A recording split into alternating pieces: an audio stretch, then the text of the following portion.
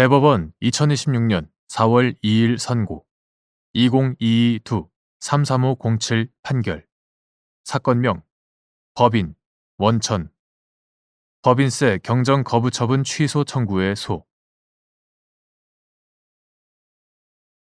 1. 조약의 해석 방법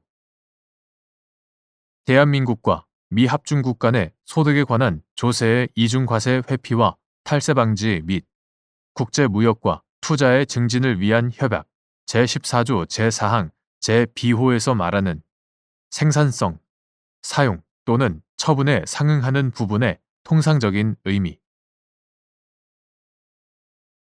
조약은 전문, 부속서를 포함하는 조약문의 문맥 및 조약의 대상과 목적에 비추어 그 조약의 문헌에 부여되는 통상적인 의미에 따라 성실하게 해석되어야 한다.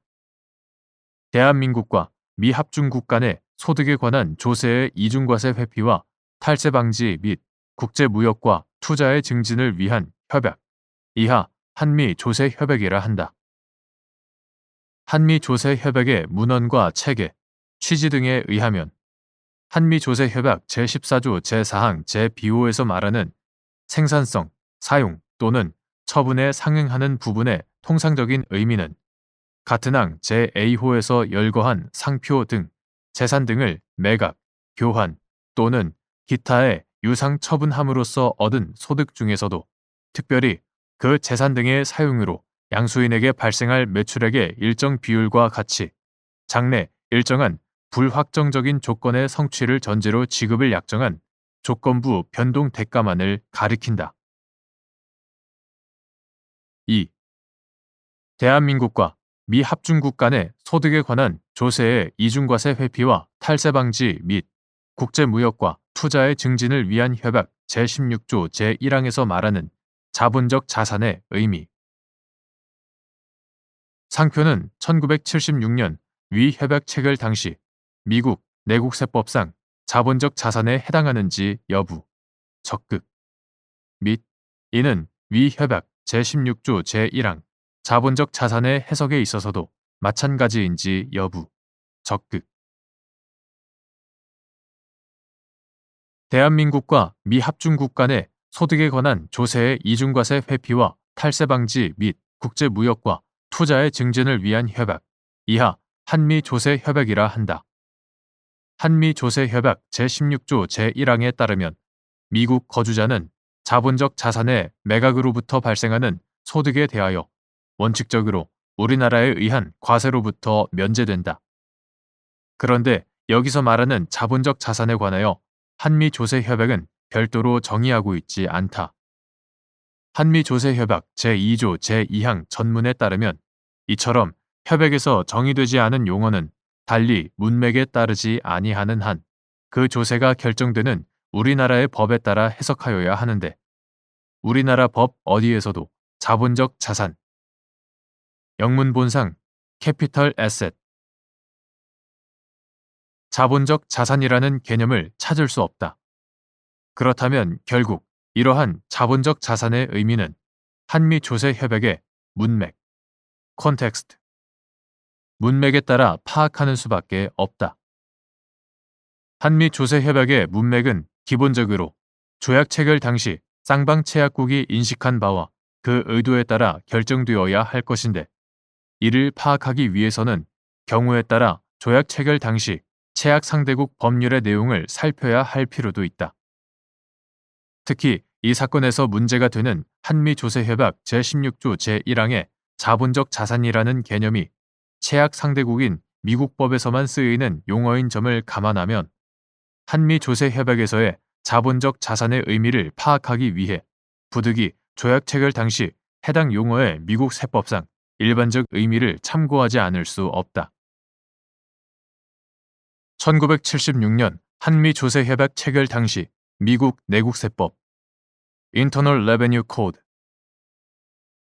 미국 내국세법 제1221조는 자본적 자산의 정의 Capital Asset Define 자본적 자산의 정의라는 제목 아래 자본적 자산이란 납세자가 보유한 다음의 것을 제외한 모든 재산을 의미한다고 정하면서 자본적 자산의 개념에서 제외되는 재산으로 재고 자산 또는 납세자가 주로 판매할 목적으로 보유하는 재산 등 제1호 사업 또는 영업에 사용되는 재산으로서 제167조에 의한 감가상각의 대상이 되는 재산 등 제2호 납세자가 창작한 저작권, 문학, 음악, 미술, 창작물 등 제3호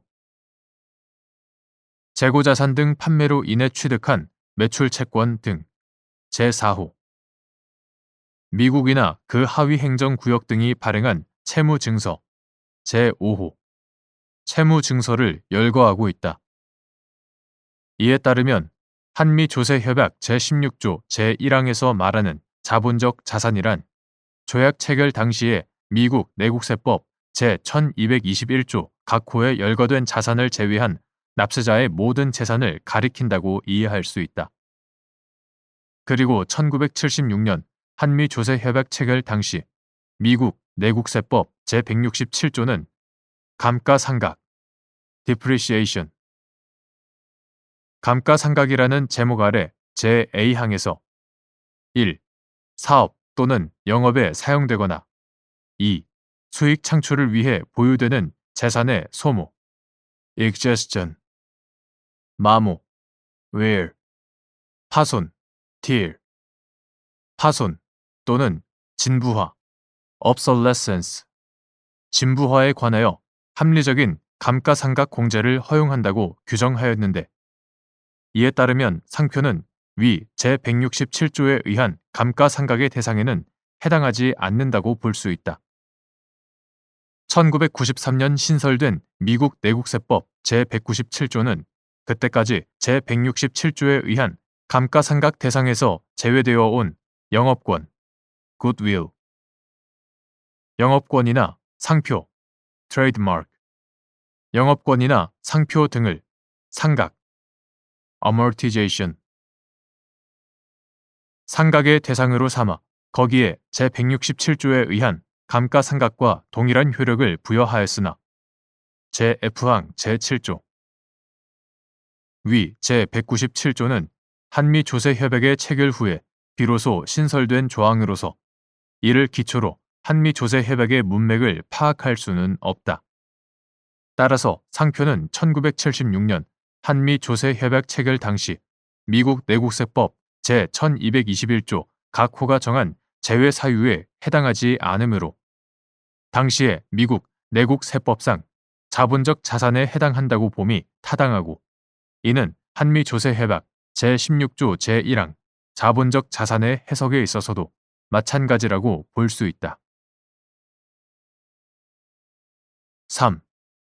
갑 주식회사가 미국 법인으로부터 미국에 등록된 상표를 양수하면서 그 매매 대금에 대한 원천 징수분 법인세를 관할 세무서장에게 납부한 후 위 매매 대금은 대한민국과 미 합중국 간의 소득에 관한 조세의 이중과세 회피와 탈세 방지 및 국제 무역과 투자의 증진을 위한 협약에 따른 국내 원천 소득이 아니라는 이유로 납부된 원천 징수분 법인세의 환급을 구하는 경정 청구를 하였으나 관할 세무서장이 이를 거부한 사안에서 위 매매 대금은 위 협약 제14조 제4항 제2호의 사용료 소득이 아니고 위 상표는 위 협약 제16조 제1항의 자본적 자산으로서 그 양도소득에 대하여 우리나라에 과세권이 없다고 본 원심 판단이 정당하다고 한 사례.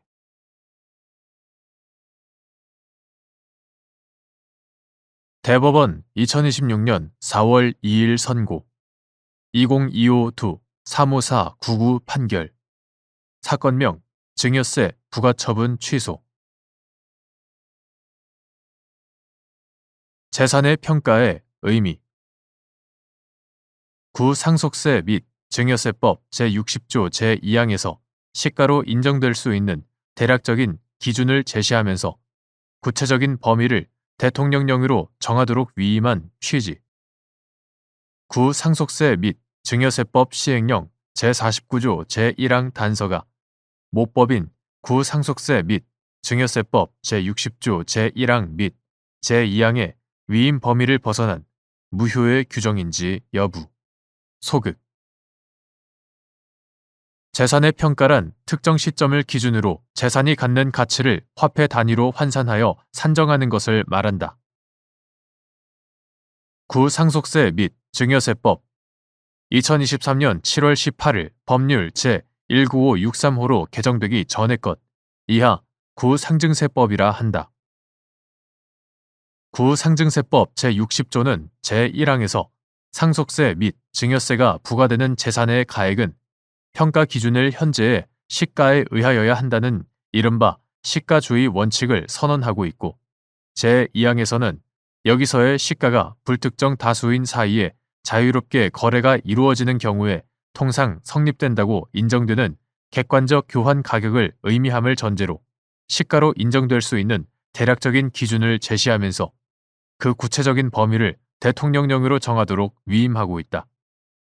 이는 입법자가 시가주의에 근접한 평가 방법을 선택할 수 있는 입법 재량 내에서 사회, 경제 현실의 변화에 기민하게 대응하면서도 상속세나 증여세가 부과되는 재산의 가액인 시가를 공정하게 산정하기 위한 취지로서 그 위임에 따라 부상속세 및 증여세법 시행령 2023년 2월 28일 대통령령 제33278호로 개정되기 전의 것 이하 구상증세법 시행령이라 한다. 구상증세법 시행령 제49조 제1항 각 호는 과세 대상에 대한 평가의 원칙과 기준을 구체적으로 정하고 있다.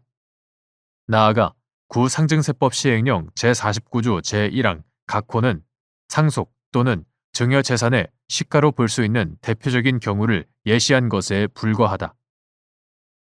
구상증세법 시행령 제49조 제1항 단서는 객관적 교환 가치에 부합하도록 상속 또는 증여 재산의 가액을 산정하기 위해 평가 기간에 해당하지 않는 기간 중에 속한 매매 등의 가액일지라도 이를 상속 또는 증여 재산의 시가로 볼 수 있는 요건을 별도로 구체화, 명확화하고 있는 바. 이 역시 모법인 구상증세법 제60조 제1항 및 제2항의 위임 범위를 벗어난 무효의 규정이라고 볼 수 없다.